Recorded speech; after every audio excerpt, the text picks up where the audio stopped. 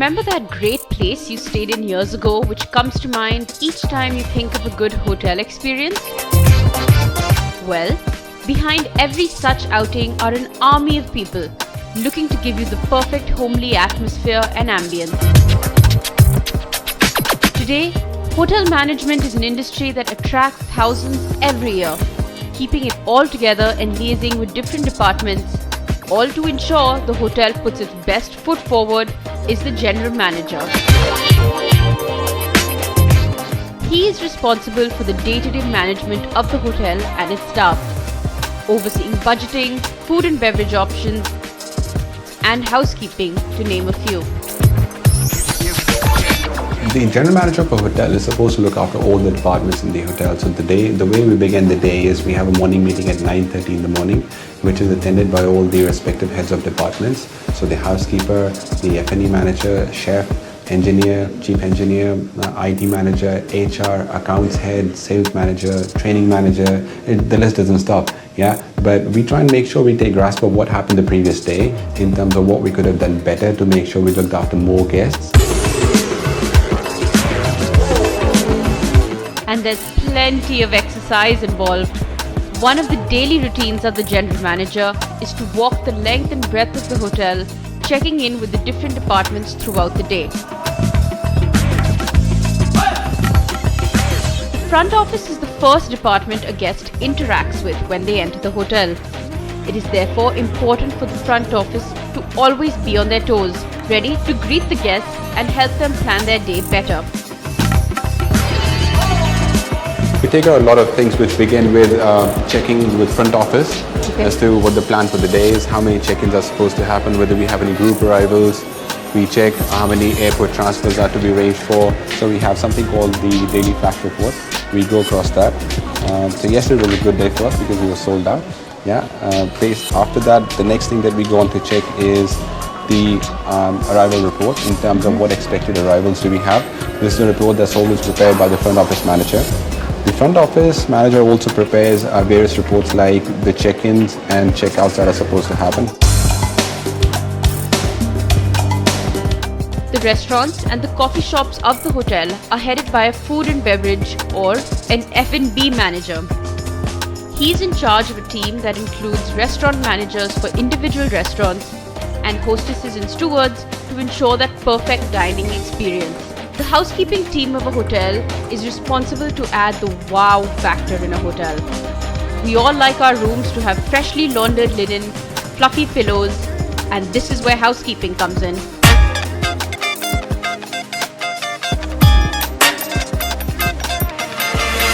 We're now entering the main kitchen. The kitchens are broken down in terms of there's an executive chef, which is then followed by a sous chef, who's responsible for their own respective kitchen, as the executive chef handles the operations of the entire hotel. Underneath the sous chef, you have your CDPs, who are chef de parties, and then followed by all the commis. Okay. Yeah? So this is how all the kitchen things work across the world. When we're looking at someone who's, when we're looking at hiring someone for the kitchen, the aspects that we look for is passion for food, the knowledge which they have been carrying with them, and the ability to work under a lot of pressure, because the guest always wants our food in those 15 to 20 minutes time, and no matter how busy or quiet the restaurant is, the food has to be served in those 20 minutes. With the Indian hospitality sector growing at 14% every year, according to India Brand Equity Foundation, it's boom time for the industry. Making sure the Indian experience is incredible isn't always easy, but for those involved, it can be immensely satisfying. In New Delhi with Stephen Anthony, Kriti Mathur for NDTV.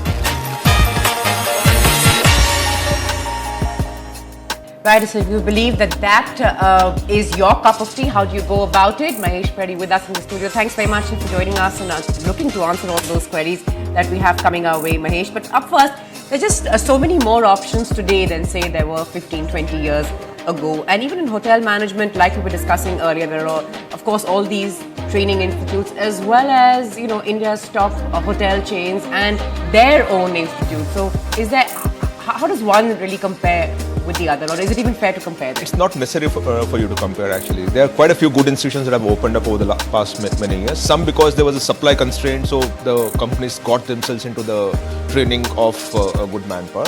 And some have come. Recently, Ecole has come up at Lavasa, which is a fantastic hospitality institute across the world. And same is the case with the IHM series that the tourism ministry has started. Then you have this welcome group, the Taj, the Sheraton and all these Oberois and all people having their own institute. Now each of them will also ensure that the students are placed beyond their own companies, mind you, because it's important for them to be accepted as a currency, and which is usually the case. Absolutely. So what the companies institutes do is to ensure that you at least have a fallback option. Right. But having said that, IHM, Ecole Lavasa and all place most of the students. No big deal about it. So don't worry about where you're doing it. Right. As long as you know that you're doing it in the right institute, which understands what hospitality is about. The important thing here, Natasha, is to ensure that you join an institute where the core of it is hospitality, which means that typically you talk about it as a customer versus a guest. You don't get into a hotel where you're treated as a customer. So the aptitude is very important of whether you can have a smile despite the tiredness that you have and all those things. Right. I'm sure you in media go through that You whole have to thing, have a right? personality fit. Absolutely. So as long as you understand that you need to go through that grind, where you study in any of these good institutions is just a matter of choice that you make at that point in time. Don't worry about that. But first understand your aptitude, whether you are guest friendly, whether you can carry a smile on your face, come what may. You cut out for it or Absolutely. not. That's of course, and that can be a tall order for many. I would imagine that. So keep all that in mind also. It might look very glamorous on the outside, but let me assure you, everything that looks very glamorous on the outside can be a lot of hard work, blood, sweat and tears behind the scenes. Well, let's get started right away. Ishisha has a question.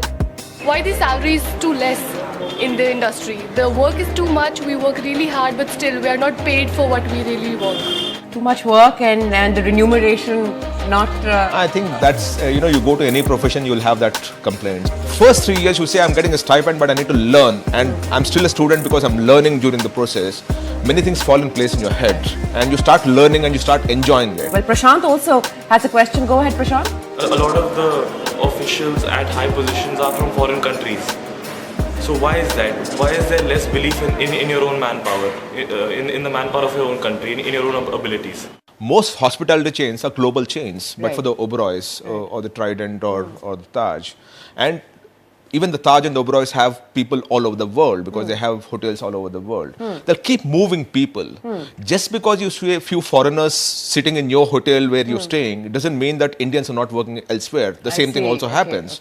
And two, on the culinary side, the chef side, you want to eat Italian from an Italian chef possibly, and that's the speciality of the whole thing. You want to go to Ming's kitchen or you prefer Ming's for a Chinese thing. So it's important for us to understand that in a globalized environment, these things are bound to happen, and don't think that because you're seeing a few foreigners where you're going, staying and eating or whatever it is, doesn't mean that it's the end of it. Because there are a lot of people who you go abroad and you'll see a lot of Indians who are working there and they'll take care of you. So it's just a game of globalization and we are just a part of it. Right.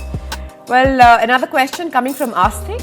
I have very less options to pursue my further studies in India. So could you please suggest me where should I study to develop more advanced culinary skills in India and as well as in abroad?